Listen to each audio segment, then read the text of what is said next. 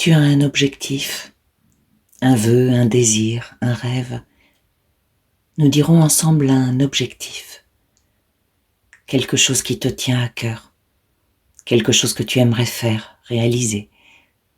Et puis dans le même temps, tu te dis quelque chose qui ressemble à « ça ne va pas être possible ». Régulièrement, ta confiance retombe, faiblit. Et tu chemines depuis un moment avec en toi ces deux choses puissantes. J'ai envie de ça. Et ça ne va pas être possible. Alors, je te propose de faire ensemble une expérience hypnotique. Je te propose une séance d'hypnose qui, grâce à la mise en état de conscience modifiée, va peut-être te permettre de démêler cette situation, afin que tu atteignes cet objectif qui te tient tellement à cœur. On va appeler cette séance « Dissoudre les obstacles ». Ça pourrait s'appeler « Transformer les obstacles ». Nous allons solliciter ton inconscient pour que les obstacles, ce que tu considères comme des obstacles, ce qui te gêne, ce qui t'empêche, ce qui t'embarrasse, ce que tu crains, soient dissous, transformés. Pour ça, je vais te raconter une histoire. L'histoire du vaillant petit tailleur. C'est un conte. Et ça tombe très bien parce que ton inconscient adore les métaphores. Avant la lecture du conte, nous allons relaxer ton corps autant que possible afin que ton esprit soit libre. Et puis nous descendrons tranquillement, en toute sécurité, dans un état modifié de conscience. Un état qui ressemble un peu à celui dans lequel tu es lorsque tu es dans la lune. Tu n'as rien de particulier à faire, juste tu entendras ma voix qui va t'accompagner en douceur, en toute sécurité. Tu seras en état modifié de conscience et je m'adresserai alors directement à ton inconscient afin qu'il procède aux mises à jour nécessaires, aux mises à jour qui peuvent être faites aujourd'hui pour que tu puisses atteindre ton objectif. Ce qu'il faut savoir, c'est que cette partie de toi qui veut réaliser quelque chose, qui veut atteindre cet objectif qui t'est précieux, c'est dans un conte la partie de toi qui serait représentée par le roi ou la reine. Choisis ce qui te convient. Le roi en toi ou la reine a une demande. Mais si le roi fait ses demandes, ce n'est pas lui qui réalise les choses, ce n'est pas lui qui fait le travail. Juste il a une demande puissante, une demande de réalisation personnelle. Pour réaliser le travail, il va falloir que le héros se mette en marche. C'est le héros qui réalise les choses. C'est grâce au héros que tout change, pour le mieux. Et figure-toi, lorsque le héros est en marche, il se passe quelque chose de surprenant. Sur sa route, la fée intervient. La magie, le miracle, petit ou grand, peu importe. Des circonstances qui deviennent tout à coup favorables, des hasards formidables. Mais ça, tu ne peux pas le croire encore. Tu ne peux pas l'imaginer encore. Tu ne peux pas le concevoir au moment où je te parle. Parce que c'est trop tôt. Parce que ce que tu considères pour le moment comme un obstacle gêne la vision de ce phénomène. Et puis, de toute façon, la fée n'intervient que lorsque le héros est déjà en marche. Elle n'intervient pas au départ. Elle intervient lorsque le héros adhère complètement, totalement à son projet. Nous allons donc renforcer la puissance de ton vœu, la puissance de ton désir. C'est cette puissance-là qui va transformer les obstacles et qui permettra juste après les miracles. Toi, tu n'as rien de particulier à faire. Juste, tu prends soin de toi, d'une nouvelle façon, d'une façon qu'on n'apprend pas à l'école. Tu vas laisser faire ton inconscient qui est depuis toujours ton meilleur ami. Ton inconscient est le réservoir de toutes tes ressources, celles dont tu as conscience, mais aussi des autres, celles que tu n'utilises pas encore. L'inconscient, c'est ton trésor. Depuis toujours, il propose les meilleures solutions. Aujourd'hui, il est juste question pour toi de laisser faire l'inconscient pour qu'il puisse faire des nouveaux réglages, pour qu'il mette à jour des données. Donc tu n'as rien de particulier à faire. Ton inconscient va comprendre toutes les métaphores que je vais lui soumettre. Et pour chaque obstacle rencontré dans le conte, ton inconscient saura parfaitement de quoi il s'agit pour toi. Ainsi, tu n'as rien à faire. Juste laisser faire ton inconscient, afin que ta vie soit plus épanouie. Tu pourras écouter cette séance autant de fois que tu le voudras. Tu pourras l'écouter pour chacun de tes objectifs si tu le souhaites, si elle te convient. Car nous sommes tous sur un chemin de progression et tout évolue toujours. Je vais te demander maintenant de t'installer, assis ou couché, c'est toi qui choisis. Tu t'installes confortablement et tu veilles à ne pas être dérangé. C'est un moment suspendu, un moment juste pour toi, un moment où tu prends soin de toi et ma voix va t'accompagner.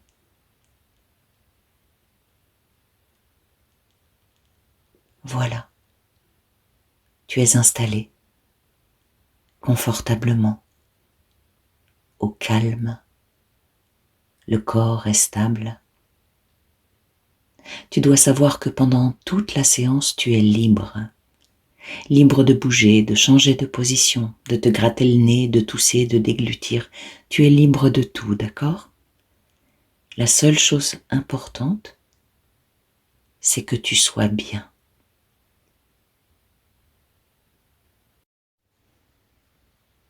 Voilà, c'est parfait. Tu es installé et tu remarques déjà que tu es plus détendu que tout à l'heure. Et tu entends ma voix.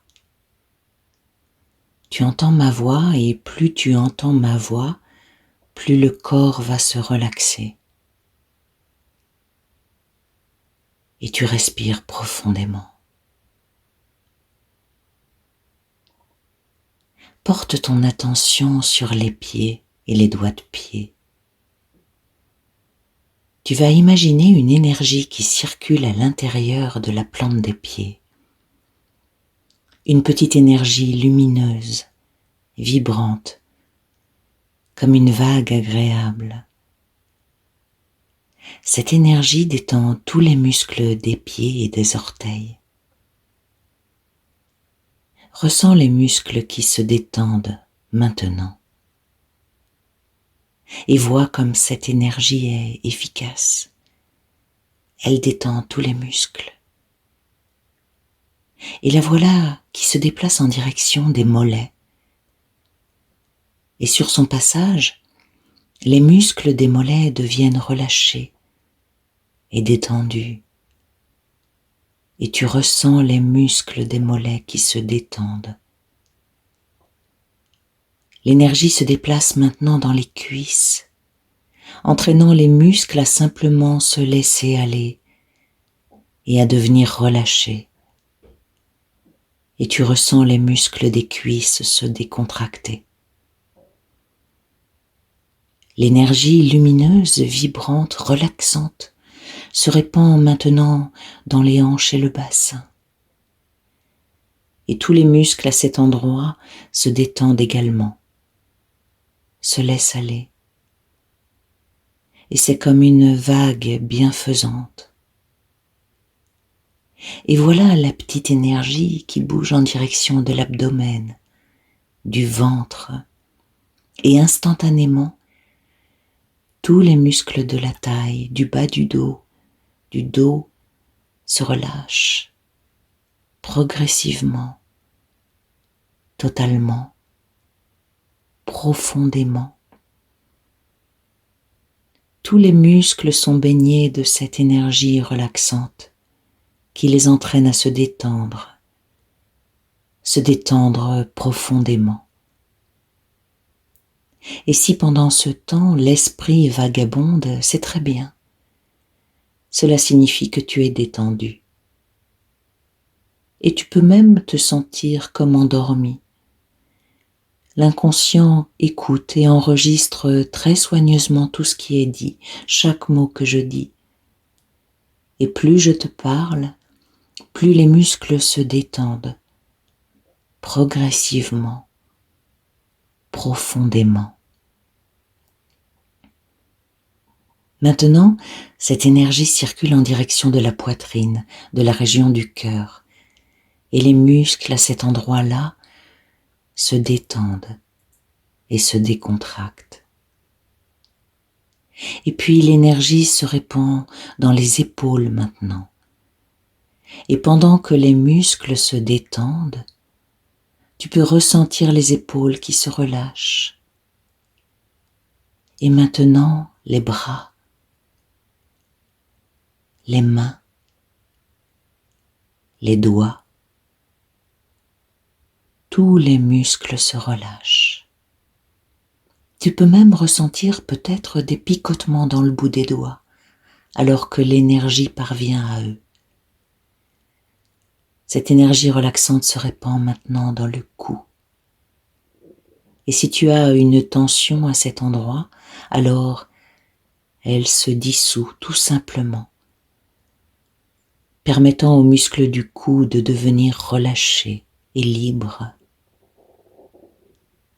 L'énergie s'étend maintenant dans la tête, entraînant les muscles du cuir chevelu, les muscles autour des oreilles, autour du nez et de la bouche à se laisser aller. La mâchoire se détend totalement et les dents sont desserrées. Le corps entier est maintenant totalement détendu. Tu te sens confortable, assoupi et en sécurité. Cette énergie est à l'intérieur du corps et parce que tout est parfaitement relâché, décontracté, la voici qui s'étend doucement au-delà du corps. La voici qui recouvre tout le corps, du haut de la tête jusqu'à l'extrémité des pieds. Ressens. Le corps entier est maintenant enveloppé d'une bulle d'énergie chaleureuse, bienfaisante. Tu es protégé de toutes les influences négatives. Tu es parfaitement détendu et tu peux te sentir endormi si tu le souhaites. L'important, c'est que tu te sentes bien et en sécurité. Tu es en sécurité. Et si tu entends des sons autour de toi, rien ne demande ton attention immédiate. D'ailleurs, tous les sons extérieurs peuvent s'estomper maintenant. Seule ma voix compte à ce moment précis. Et plus je te parle, plus tu descends dans un état de relaxation profonde. Tu es totalement détendu. Tu es complètement en sécurité. Et tu continues à te détendre. Totalement. Et alors que la relaxation s'installe profondément en toi, alors que tu es parfaitement apaisé et complètement détendu, en parfaite sécurité, alors que tu descends plus profondément en toi-même, encore plus profondément, je vais te demander de te visualiser debout en haut d'un magnifique escalier. Je me demande comment est cet escalier que tu vois. Est-il large, étroit, en pierre, en métal, en bois? A-t-il une couleur, plusieurs couleurs? En tout cas, Il est magnifique. Tu le trouves magnifique. Tu vas descendre cet escalier. Je vais compter de 10 jusqu'à 0 et à chaque chiffre, tu descendras une marche et tu iras encore plus profondément. 10. Tu descends la première marche. Plus profondément. Tu es presque endormi maintenant. 9.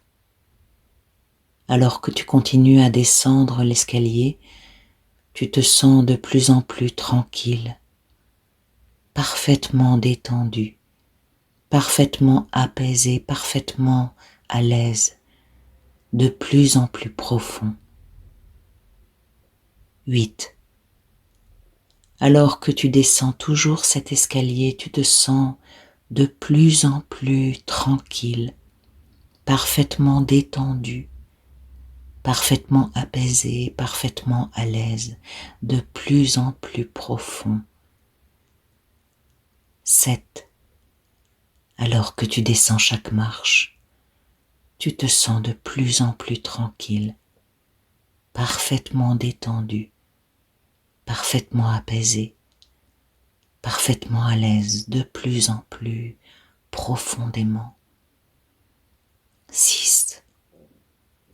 Parfaitement détendu, complètement apaisé, de plus en plus profond. 5. Et tu vas de plus en plus loin, parfaitement détendu, complètement apaisé, de plus en plus profond. 4. Tu continues à respirer profondément. Tu te sens de plus en plus détendu, parfaitement apaisé, parfaitement à l'aise.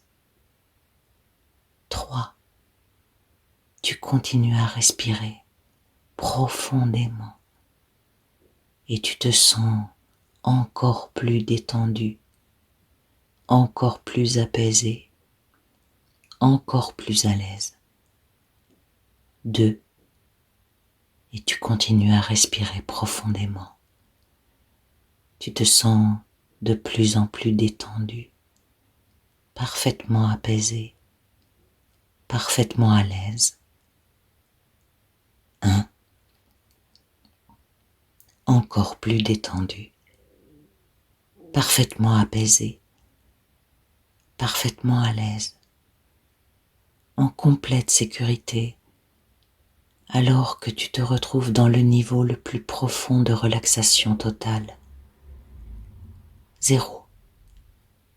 Tu es en bas de l'escalier. Il y a devant toi une porte, une très belle porte. Regarde-la attentivement.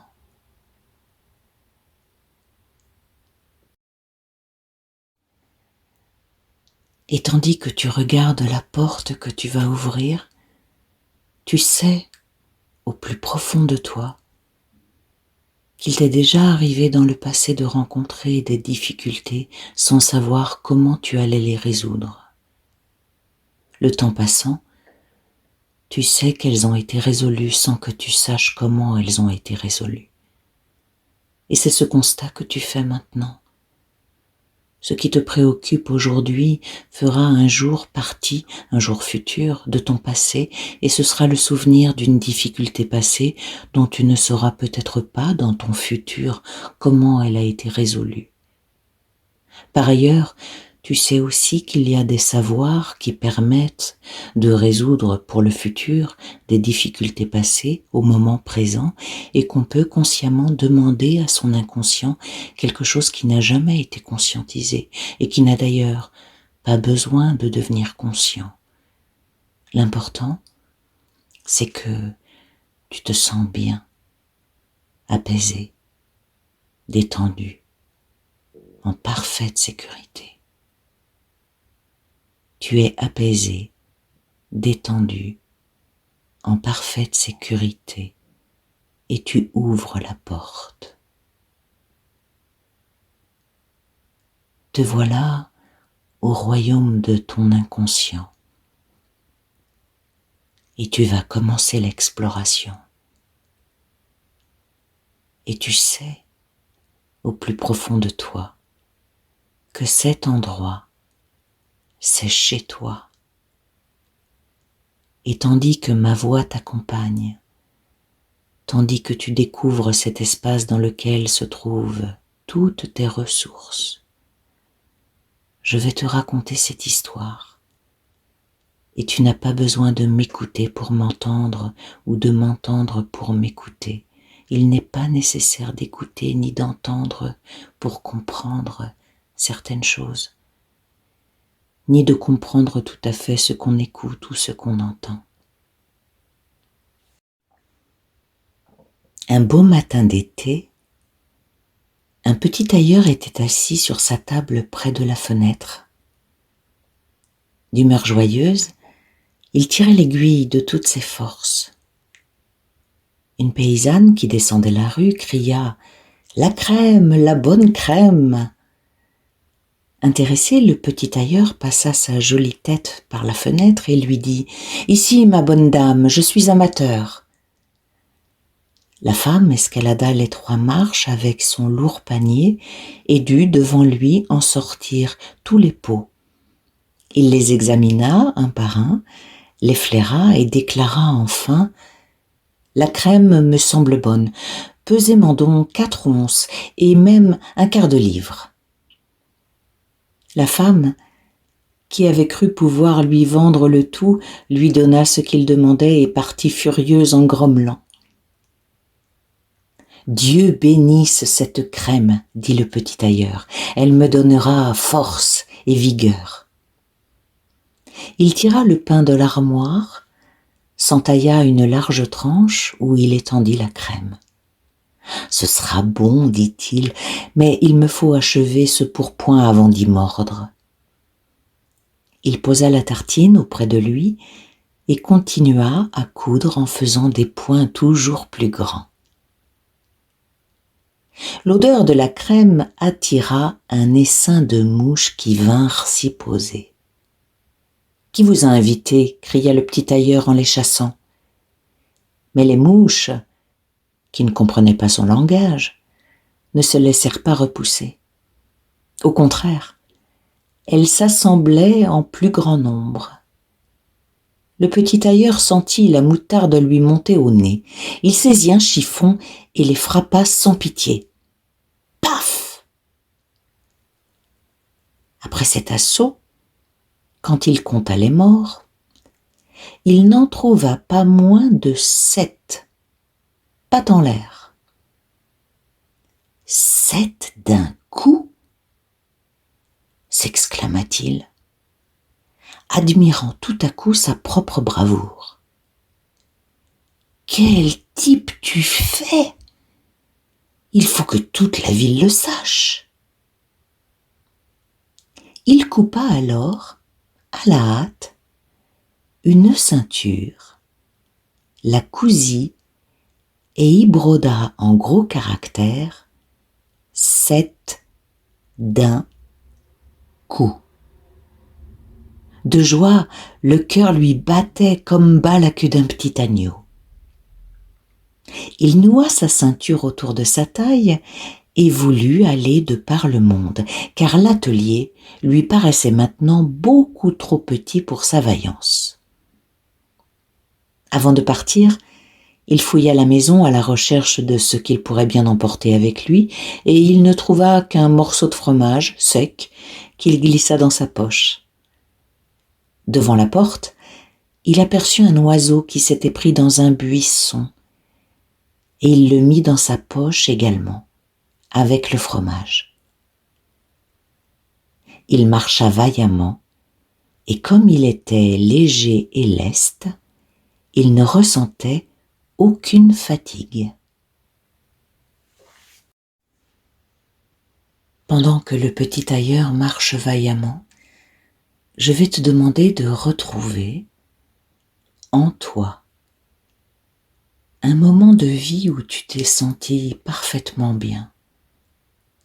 extraordinairement bien. Un moment où tu as pu penser de toi-même, je suis formidable. Un moment divin où tu as eu une vision merveilleuse de toi-même.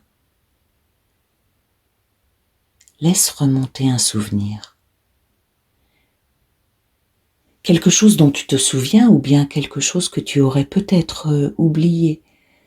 Laisse faire ton inconscient, il sait le chemin. Il sait où trouver ce moment où tu as eu une vision infinie et merveilleuse de toi-même. Un moment, un instant peut-être, une fulgurance lumineuse, une seconde d'une prise de conscience où tu as vu, observé la mise en action de l'une de tes ressources les plus précieuses, une qualité profonde. Je vais me taire quelques secondes, le temps que ton inconscient trouve ce moment, le temps que l'inconscient choisisse cet instant qui va t'aider aujourd'hui.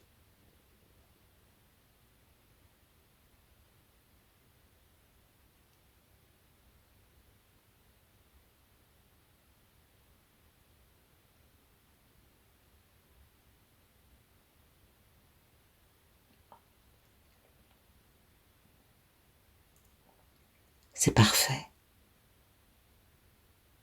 Tu es dans ce moment.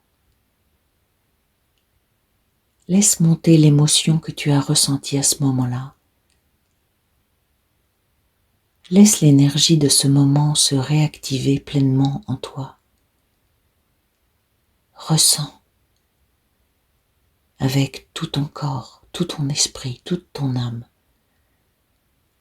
Laisse vibrer à nouveau ce moment d'une puissance extraordinaire.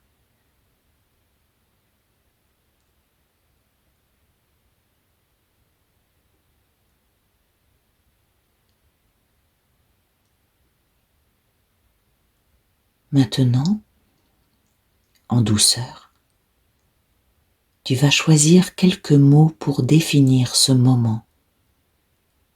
Quelque chose de court, une devise. Quelle devise se présente à toi pour fixer définitivement ce moment à l'intérieur de toi? Quelques mots. Je ne sais pas ce que ton inconscient va choisir. Peut-être une phrase courte qui commencerait par « je » ou « je suis » ou bien peut-être une expression. Laisse venir à toi ta devise. Laisse faire ton inconscient. Il sait parfaitement ce qui va t'aider aujourd'hui. Je vais me taire à nouveau le temps que la devise se dévoile à toi.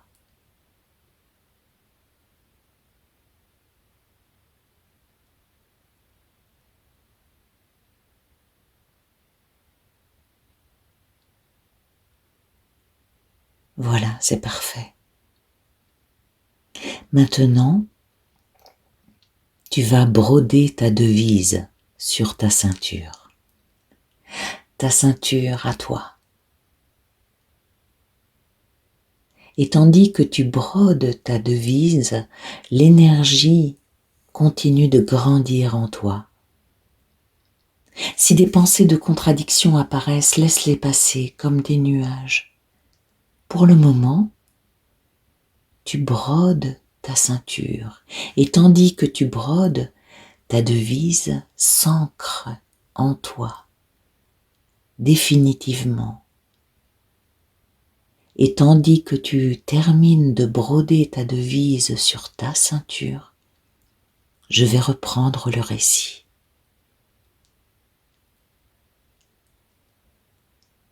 Son chemin le conduisit à une montagne, et lorsqu'il en atteignit le sommet, le petit tailleur se retrouva devant un géant colossal qui contemplait tranquillement le vaste paysage. Un géant. Un premier obstacle peut-être. Mais est-ce un obstacle? C'est un géant. Il est impressionnant. Il fait peur, peut-être. Ou pas. Il n'est peut-être pas méchant du tout. Quel est ton géant à toi? Ce géant pour toi, est-ce que ce serait une croyance? Si c'est une croyance, quelle serait-elle? Peut-être cette croyance, sous forme de pensée, s'est déjà présentée à toi lorsque tu brodais ta ceinture. Mais maintenant, tu as ta devise. Et tandis que tu te reconnectes puissamment à ta devise, et que ta vision inspirée grandit, tandis que tu te réjouis de confronter ton inspiration à ce premier géant, dans une créativité croissante, dans un plaisir pur, je vais reprendre le récit, et dorénavant, à chaque obstacle rencontré par le héros que tu es, ton inconscient procédera au changement nécessaire, libérant les espaces comme on trace un chemin au milieu d'une forêt. Vaillant, le petit tailleur s'approcha et lui adressa la parole. « Bonjour camarade, tu contemples le vaste monde? Je m'y rends justement, veux-tu m'accompagner ?» Le géant lui jeta un regard méprisant. « Crapule, misérable !» s'écria-t-il. « Vraiment ?» répondit le petit tailleur qui déboutonna sa veste et lui montra sa ceinture. « Vois plutôt quel homme je suis. » « 7 d'un coup, lut le géant. Croyant qu'il s'agissait d'homme que le tailleur avait tué, il se sentit un peu de respect pour lui, mais il voulut le mettre à l'épreuve. Il prit une pierre et la pressa dans sa main si bien qu'elle s'effrita. « Fais de même si tu en as la force, lui dit-il. »« Rien d'autre ?» rétorqua le petit tailleur. « Chez nous, c'est un jeu d'enfant. » Il sortit le fromage de sa poche, le pressa et un liquide en sortit. « N'était-ce pas mieux ?» demanda-t-il. Le géant n'en croyait pas ses yeux et ne sut que dire. Il souleva alors une pierre et la lança si haut qu'on ne la voyait plus guère. « Fais-en autant, petit canard, dit-il. » Bien lancé, reconnut le petit tailleur, mais la pierre a dû retomber. « Je vais en lancer une qui ne redescendra pas. » Ayant mis la main à la poche, il y prit l'oiseau et le lança en l'air. « Cela te plaît-il, camarade ?» demanda-t-il. « Tu sais bien lancer, avoua le géant, mais maintenant nous allons voir si tu es capable de porter quelque chose de lourd. » Il le conduisit auprès d'un grand chêne tombé à terre. « Si tu es assez fort, aide-moi à le sortir de la forêt, lui ordonna-t-il. « Avec plaisir, dit le petit tailleur. « Prends le tronc sur l'épaule, je porterai les branches et le feuillage qui sont plus lourds. » Le géant chargea le tronc sur l'épaule, le tailleur s'assit sur une branche et le colosse, qui ne pouvait pas tourner la tête, dut transporter l'arbre tout entier et le petit tailleur dessus. Celui-ci, tout joyeux, sifflotait un refrain. 3 tailleurs partaient gaiement, comme si déplacer un arbre était un jeu d'enfant. Après avoir porté le poids pendant un bout de chemin, le géant qui n'en pouvait plus s'écria « Il me faut lâcher l'arbre !» Le petit tailleur sauta au bas de la branche, attrapa des 2 bras l'extrémité de l'arbre comme s'il avait porté, et dit au géant : « Si grand sois-tu, tu ne peux même pas porter un arbre. » Poursuivant leur chemin, ils passèrent devant un cerisier. Le géant en saisit la branche supérieure où pendaient les plus beaux fruits, la courba jusqu'au sol, la tendit au tailleur et lui ordonna de la tenir. Mais le petit tailleur était beaucoup trop faible pour maintenir la grosse branche et, quand le géant lâcha prise, elle se redressa et emporta le tailleur. Agile comme il l'était, il retomba sans mal et le géant lui dit : « Comment ? Tu n'as pas la force de retenir une simple gaule comme celle-ci ? » « Ce n'est pas la force qui me manque, » rétorqua le petit tailleur. « Que crois-tu ? Ce n'est rien pour celui qui en abat 7 d'un coup. J'ai bondi par-dessus l'arbre parce que les chasseurs tiraient là-bas, dans les fourrés. Tiens, fais-en autant si tu peux. » Le géant essaya, mais ne réussit pas à atteindre le sommet, et il s'empêtra dans les branches, si bien que cette fois-ci encore, le petit tailleur fut le plus fort. « Puisque tu es si vaillant, dit le géant, viens dans ma caverne et passe la nuit avec nous. » Le petit tailleur accepta. Dans la caverne, d'autres géants assis autour du feu tenaient chacun à la main un mouton rôti qu'ils mangeaient. Regardant autour de lui, le petit tailleur pensa que la caverne était beaucoup plus grande que son atelier. Le géant lui montra un lit et lui dit de s'y étendre pour dormir. Mais le lit était beaucoup trop grand pour le petit tailleur, aussi se glissa-t-il dans un recoin. À minuit, le géant qui pensait le petit tailleur profondément endormi se dressa, saisit une lourde barre de fer et frappa le lit d'un coup violent, croyant se débarrasser de la sauterelle. À l'aube, quand les géants allèrent en forêt, ils avaient complètement oublié le petit tailleur. C'est pourquoi, lorsqu'ils le virent soudain approcher tout joyeux, ils s'effrayèrent, craignant qu'il ne les tuât tous, et ils s'enfuirent. Bravo, cette première étape est passée. Tu es venu à bout de ce premier géant. Ta puissance de conviction te libère des obstacles qui encombrent.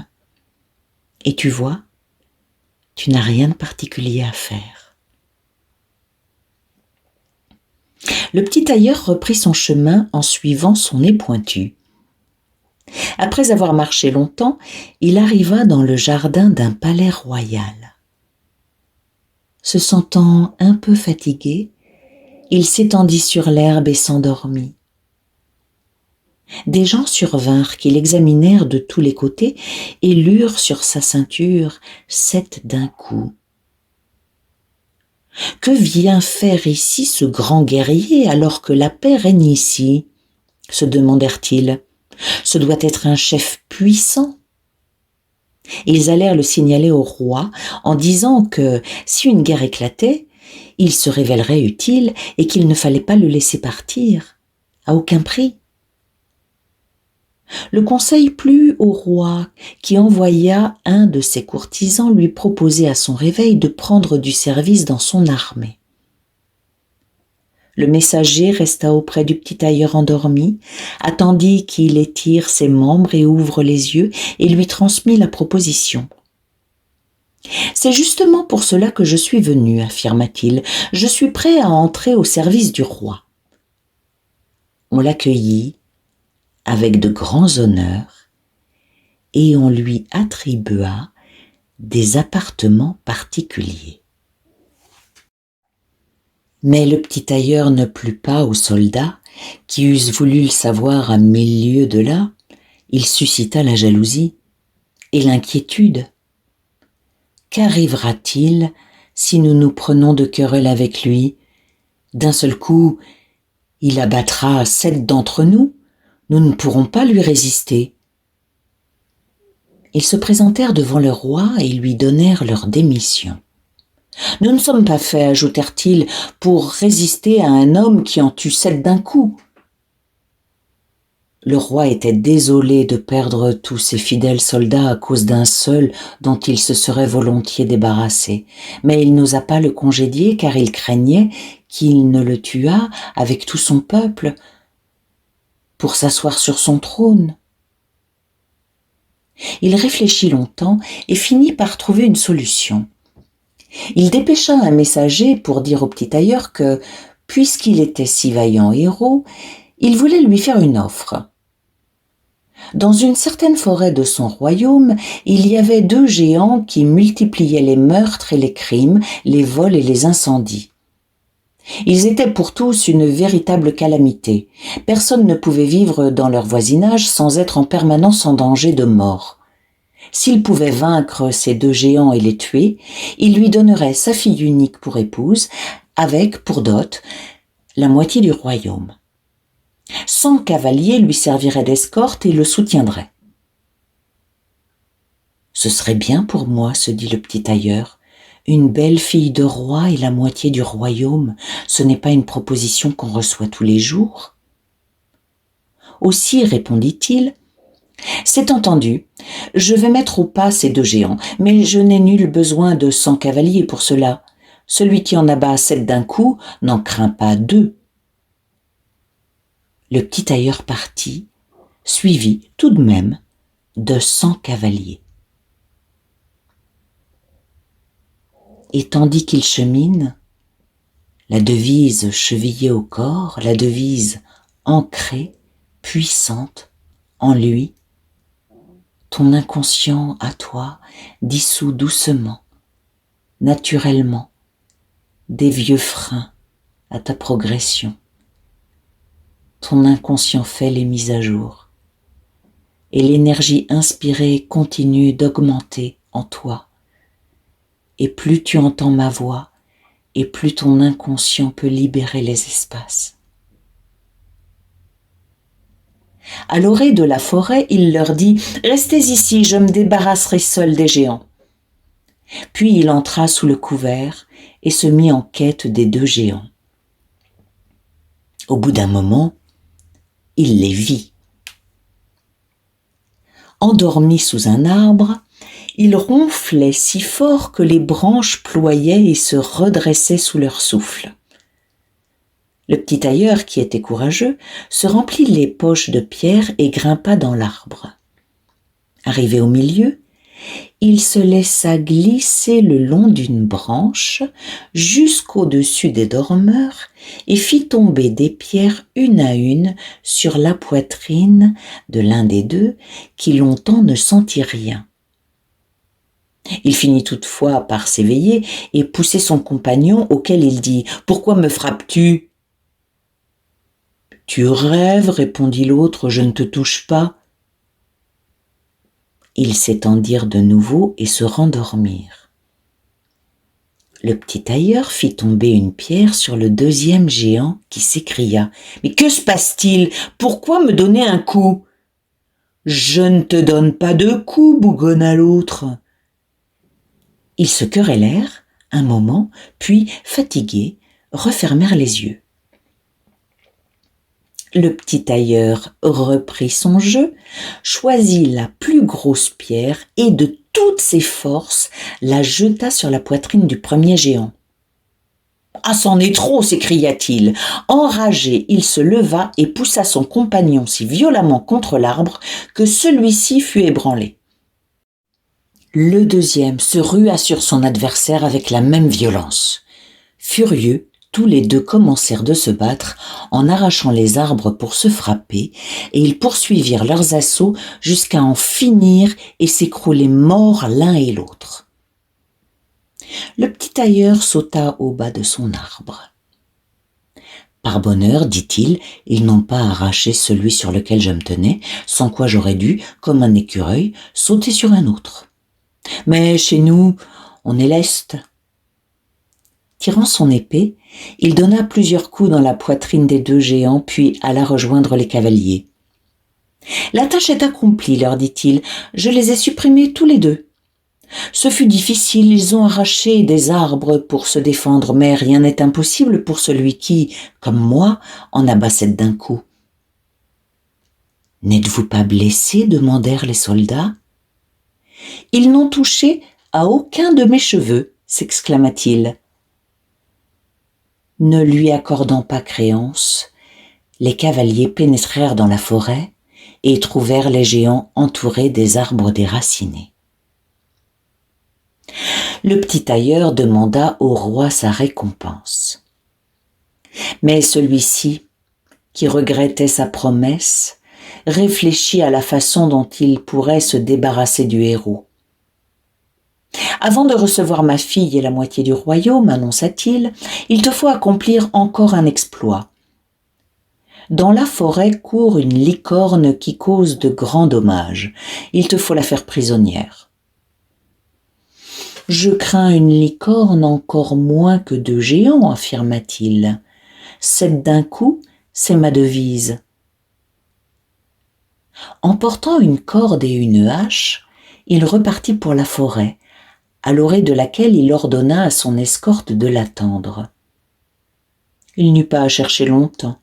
La licorne survint bientôt et s'élança sur le tailleur comme si elle voulait l'encorner sans plus tarder.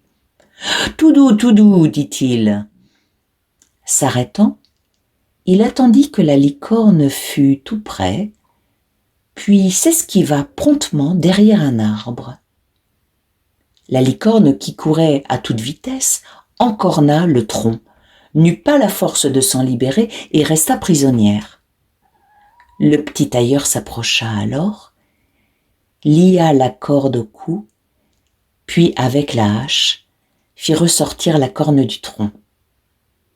Lorsque tout fut en ordre, il conduisit la licorne à la longe auprès du roi. Mais le roi ne voulut pas encore lui accorder la récompense promise et formula une 3e exigence.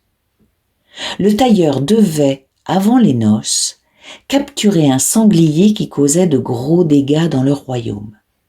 Les chasseurs lui prêteraient leur concours. « Avec plaisir, dit le tailleur, c'est un jeu d'enfant. » Mais il n'emmena pas les chasseurs, et ceux-ci furent contents, car souvent déjà, le sanglier les avait reçus de telle manière qu'ils n'éprouvaient aucune envie de le poursuivre. Lorsque l'animal aperçut le petit tailleur, il courut vers lui, la gueule écumante, les défenses pointées, voulant le renverser. Le héros, habile, s'élança dans une chapelle voisine et, d'un bond, en ressortit par la fenêtre du 1er étage. Le sanglier l'avait suivi et, ayant fait lestement le tour de la chapelle, le tailleur referma la porte sur lui. La bête sauvage se retrouva emprisonnée et, trop lourde et maladroite, elle fut incapable de sauter par la fenêtre. Le petit tailleur appela les chasseurs pour qu'ils voient le prisonnier de leurs propres yeux, puis il se rendit auprès du roi qui dut, cette fois, tenir sa promesse et lui donner sa fille et la moitié du royaume. S'il avait su qu'il n'avait affaire qu'à un petit tailleur, il aurait eu plus de peine à se décider. Des noces splendides furent donc célébrées, mais sans grande joie. Et c'est ainsi qu'un tailleur devint roi. Après quelque temps, la reine entendit dans la nuit son époux parler en rêve. « Mon garçon, couds-moi ce pourpoint et raccommode cette culotte, autrement je te cinglerai les oreilles de cette aune. » Elle comprit alors quelle était la naissance de son époux, s'en plaignit au matin à son père et le pria de la débarrasser d'un homme qui n'était qu'un tailleur. Le roi la consola en lui disant « Très bien, la nuit prochaine, laisse ta porte ouverte. Mes serviteurs seront dans le couloir et, lorsqu'il sera endormi, ils entreront, l'attacheront et le porteront sur un navire qui partira pour le vaste monde. »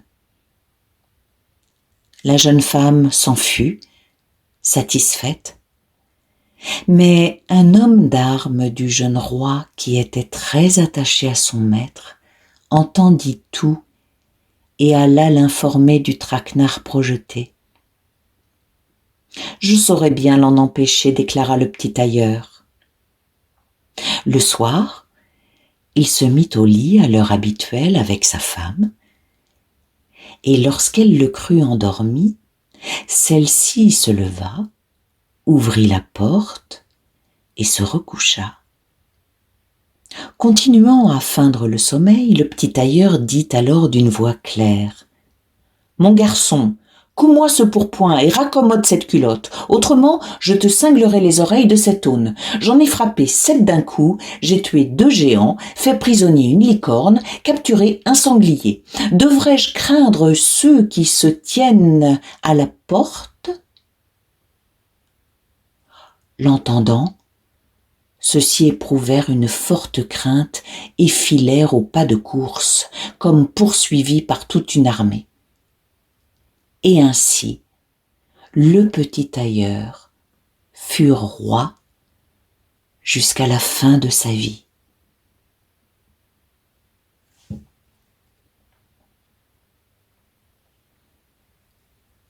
Tes ressources sont infinies. Tu es en capacité de mettre en œuvre toutes tes ressources, celles que tu connais, et puis les nouvelles. En activant ces ressources, en appui sur ta devise, tes forces se multiplient. Des forces qui contournent, détournent, transforment, détruisent toutes les pensées limitantes. L'ardeur de ton cœur est activée et revivifie l'énergie de ta devise. Tu peux faire face à toutes les contradictions. Tu te réjouis même qu'elles apparaissent afin que tu en viennes à bout. Et tout ce qui étouffait, tout ce qui éteignait la lumière, ta lumière, disparaît. Tu te ressources dans l'inspiration soutenue par ton désir puissant d'évoluer, de progresser. Et tu comprends maintenant qu'il est important de provoquer volontairement les résistances pour qu'elles se dévoilent au grand jour. Il est important qu'elles se manifestent pour qu'on puisse s'en défaire. Tu peux mettre ta devise en application dans le monde. Tu es libre de le faire. Ton pouvoir est puissant. Et tandis que tu entends ma voix, tu sens l'énergie de cette vibration-là dans ton corps. Et toutes les parties subtiles de ton corps peuvent recevoir le message. En douceur, dans la plus grande sérénité et en parfaite harmonie avec tout ce qui t'entoure, tu peux laisser ton pouvoir s'exprimer.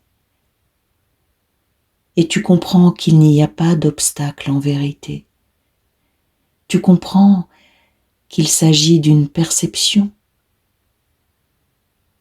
Et peut-être que la vie est un grand jeu tout simplement. Un grand jeu dans lequel chacun doit passer des étapes. Certains considèrent ces étapes comme des obstacles, tandis que d'autres les considèrent comme des opportunités d'aller encore plus loin. Et tandis que ton inconscient accepte de bien vouloir procéder aux changements qui vont te permettre de progresser vers ton objectif, tandis qu'il accepte les suggestions que je viens de lui soumettre, afin que ta vie soit plus épanouie, plus joyeuse, plus vivifiante, tandis que ton inconscient s'harmonise avec ton conscient pour que tu puisses ancrer ces changements dans ta réalité dès la fin de cette séance et de plus en plus, chaque jour, chaque seconde. je vais faire un décompte de 5 à 1. Si tu as prévu de dormir, si tu es couché et que tu souhaites commencer ta nuit, alors tu peux dès maintenant te laisser aller à un sommeil profond et réparateur. Et je te souhaite une douce nuit. Si tu as prévu de continuer ta journée, alors, lorsque j'arriverai à 1, tu seras ici et maintenant, régénéré, revivifié, parfaitement éveillé et orienté. 5. Prends tout le temps dont tu as besoin. 4. Bravo. Bravo d'avoir pris soin de toi. Bravo de t'être donné un moment pour faire des changements qui vont te permettre d'avoir une vie plus épanouie. 3. Tu reprends conscience de ton corps, allongé ou bien assis confortablement. Tu reprends conscience de tes pieds, de tes mollets, de ton bassin, de ton dos, tes épaules et puis ta tête. Et tu respires profondément. Tu reprends conscience de ta respiration. Et l'énergie augmente dans ton corps et tu sens monter en toi l'impatience de revenir ici et maintenant, enrichi par cette expérience et dans la joie de découvrir comment les suggestions vont bien marcher pour toi. 2. Tu vois maintenant la lumière à travers tes paupières closes et tu mets en mouvement les petits muscles de tes orteils. Et c'est magique. Et c'est bien amusant de pouvoir, comme ça, aussi facilement, mettre en mouvement les muscles des orteils. Alors tu mets en mouvement les muscles de tes mollets, de tes cuisses, les muscles de ton ventre, et tes doigts, les muscles de tes mains. Et tu sais que tu vas pouvoir, dans quelques secondes, reprendre le cours de ta vie avec ces changements qui vont s'inscrire dans la réalité à partir d'aujourd'hui. Ces changements qui vont s'inscrire en douceur et pour ton bien. Et tu as envie de t'étirer peut-être. Tu as envie de t'étirer. Tu peux t'étirer. Tu t'étires. Et lorsque je dirai 1, tu ouvriras tes yeux. 1. Tes yeux s'ouvrent. Bonjour. Tu es ici et maintenant.